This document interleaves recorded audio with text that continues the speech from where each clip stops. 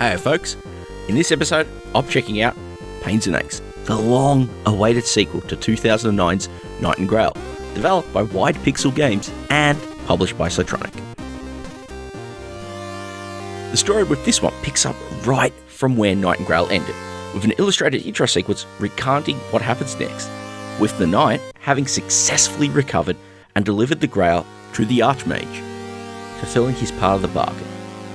The Archmage is now free to put his own scheme into practice with the power of the newly acquired Grail in order to try and take control of the kingdom.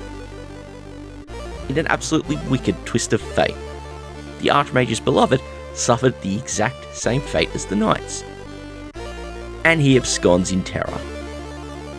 After many long years have passed, the discovery of a mystical pendant offers hope to restore the Archmage's beloved, and so the game begins.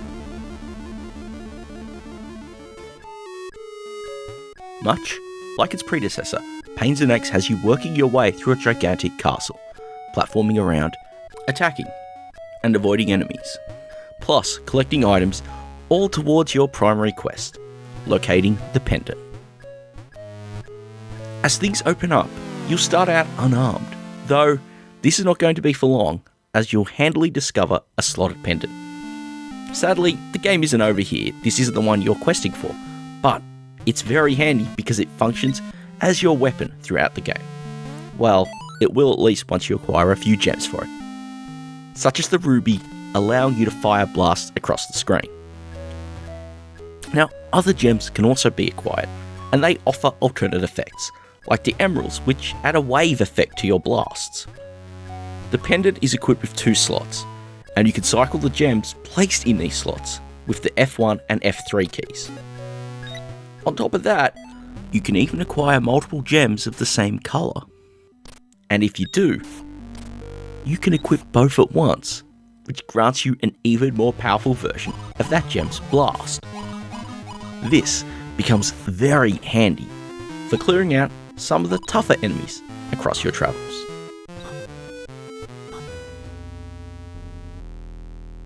The castle can certainly be called expansive, enough so that the full map takes up 2 whole disc sites, and though I've only explored a fraction of this, I'm genuinely surprised at how large the game feels.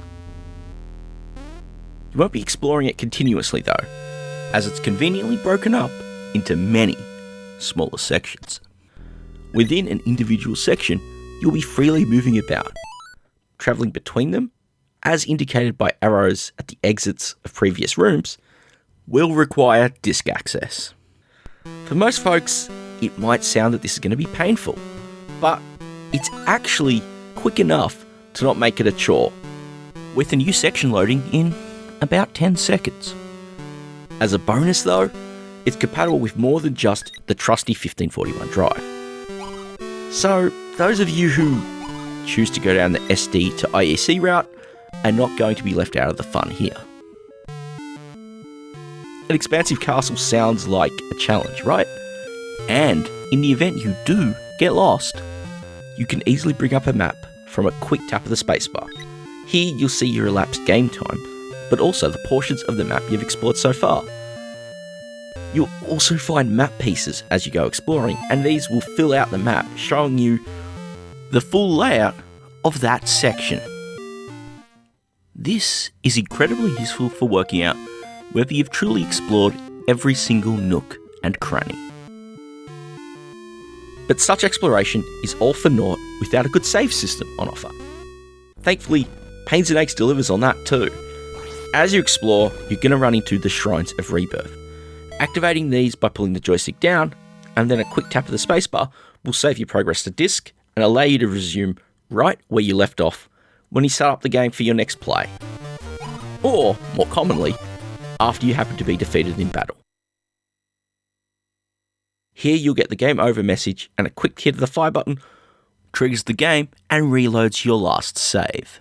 That being said, ensure you don't do what I did and forget to save as you move through the map, because nothing, absolutely nothing, is more painful than losing a good chunk of play after a silly mistake. Or 3.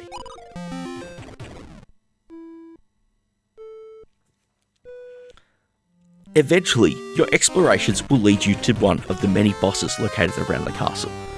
Their presence is foreshadowed by the little splotch of blood seen in the room before. Now, these battles play out in ways very reminiscent of old action platform games, where you're going to need to learn the boss's attack patterns, discover what their ideal weak spot is, hold out, and blast them until they're down for the count. When they're defeated, you'll usually discover a new ability, providing you with new ways in which you can explore the castle. These range from straightforward double jumps, and the ability to dash in a straight line, and plenty more. Mastering how best to use them, that's really the challenge here, because they're ever so handy to truly explore the castle and beat the game, because there are plenty of entrances to rooms that can only be accessed through using these abilities, which you will discover as you continue to play.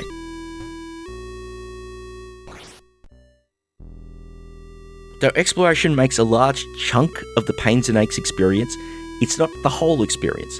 Along the way, you'll be finding small side quests to complete, along with vendors who conveniently sell you hints and tips, giving you some use of the gold which you acquire from defeating the monsters you encounter along the way.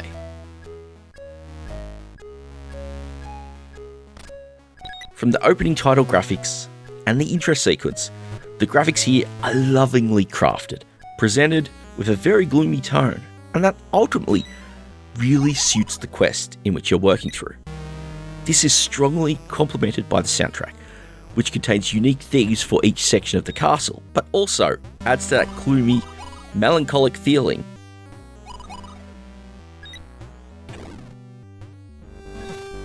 I do have to admit, I truly feel I'm barely scratching the surface of pains and aches with this video. The team at White Pixel Games have really built upon what they did with Knight and Grail, in making a game that takes true advantage of the C64's capabilities, offering plenty of substantial gameplay, and honestly is more than a welcome contribution to the amazingly strong independent scene which we have in 2018. At the time I'm recording this, it's only available to order digitally. You can do that from Psytronik's itch.io store, or by pre-ordering a physical release from their own website. I will have links to both of those in the video description as always. Though designed for PAL C64 setups, the game will run on NTSC ones, but it's not fully optimized and you might experience some minor glitches here or there. As always, thank you very much for watching this review. I hope I've just stoked your interest in wanting to check this amazing game out. It's really well done, and one that I really feel is worth playing. If you have, do let me know what you think.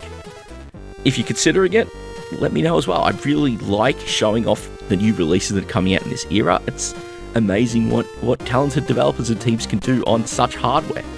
And as always, thank you very much for watching, and I'll see you all next time.